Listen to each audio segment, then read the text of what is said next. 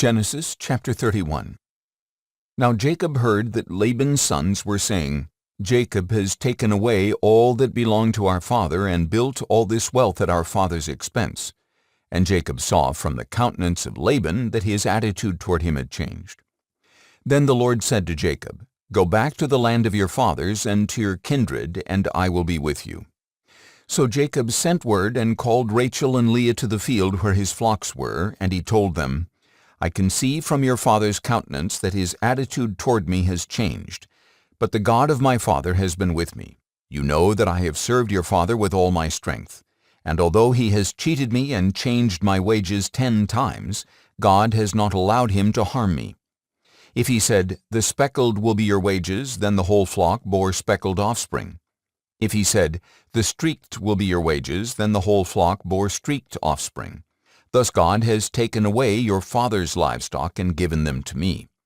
When the flocks were breeding, I saw in a dream that the streaked, spotted, and speckled males were mating with the females. In that dream the angel of God said to me, Jacob. And I replied, Here I am. Look up, he said, and see that all the males that are mating with the flock are streaked, spotted, or speckled, for I have seen all that Laban has done to you. I am the God of Bethel, where you anointed the pillar and made a solemn vow to me. Now get up and leave this land at once and return to your native land. And Rachel and Leah replied, Do we have any portion or inheritance left in our father's house? Are we not regarded by him as outsiders? Not only has he sold us, but he has certainly squandered what was paid for us. Surely all the wealth that God has taken away from our father belongs to us and to our children. So do whatever God has told you. Then Jacob got up and put his children and his wives on camels, and he drove all his livestock before him, along with all the possessions he had acquired in Paddan Aram, to go to his father Isaac in the land in Canaan.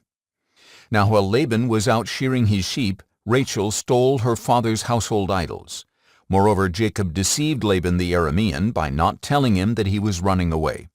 So he fled with all his possessions, crossed the Euphrates, and headed for the hill country of Gilead. On the 3rd day, Laban was informed that Jacob had fled. So he took his relatives with him, pursued Jacob for 7 days, and overtook him in the hill country of Gilead. But that night God came to Laban the Aramean in a dream and warned him, Be careful not to say anything to Jacob, either good or bad. Now Jacob had pitched his tent in the hill country of Gilead when Laban overtook him, and Laban and his relatives camped there as well.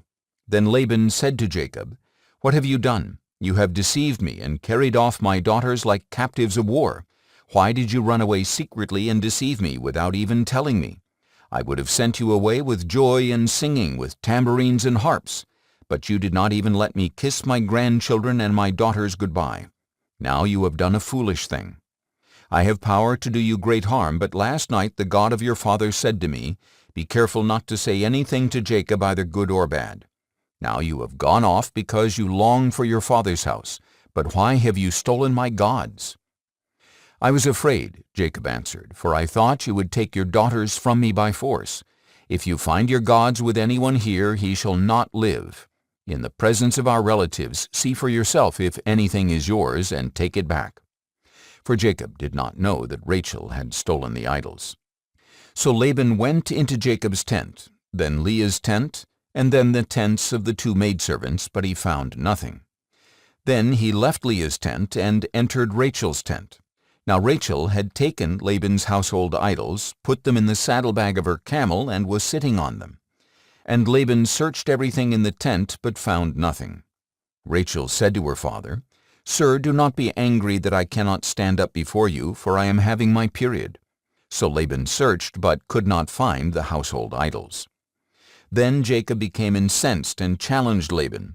What is my crime, he said, for what sin of mine have you so hotly pursued me? You have searched all my goods. Have you found anything that belongs to you? Put it here before my brothers and yours, that they may judge between the 2 of us. I have been with you for 20 years now. Your sheep and goats have not miscarried, nor have I eaten the rams of your flock. I did not bring you anything torn by wild beasts. I bore the loss myself. And you demanded payment from me for what was stolen by day or night. As it was, the heat consumed me by day, and the frost by night, and sleep fled from my eyes. Thus for 20 years I have served in your household, 14 years for your 2 daughters, and 6 years for your flocks, and you have changed my wages 10 times. If the God of my father, the God of Abraham, and the fear of Isaac had not been with me, surely by now you would have sent me away empty-handed. But God has seen my affliction and the toil of my hands, and last night he rendered judgment. But Laban answered Jacob, These daughters are my daughters, these sons are my sons, and these flocks are my flocks. Everything you see is mine. Yet what can I do today about these daughters of mine or the children they have borne? Come now, let us make a covenant, you and I, and let it serve as a witness between you and me.